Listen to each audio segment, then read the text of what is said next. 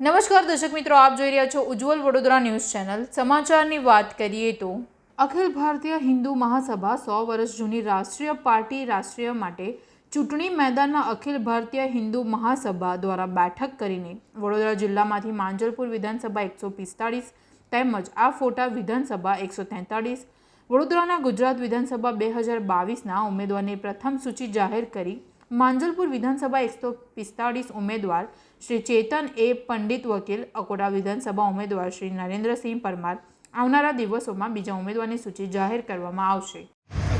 अभी हमारे साथ निमेश जी खंबायता जो अखिल भारत हिंदू महासभा से यहाँ मौजूद है। अखिल भारत हिंदू महासभा अब की बार प्रचंड तरीके से उम्मीदवारी दाखिल कर रही है और चुनाव लड़ना चाहती है।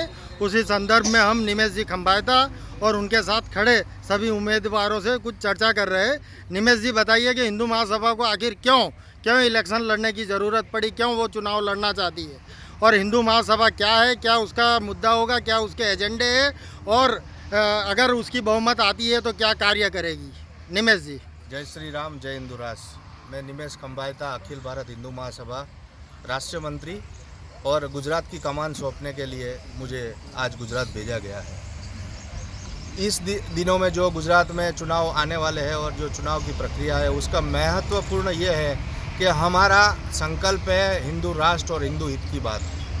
हमारा एजेंडा है हिंदुओं का साथ, हिंदुओं का विकास। हमारे अखिल भारत हिंदू महासभा में ना तो मुस्लिम है ना तो क्रिश्चियन है, खाली न खाली हिंदुत्व की बात और हिंदुत्व को और सनातन धर्म को की रक्षा के लिए हम लोग हमारे प्रत्याशियों को उतार रहे हैं।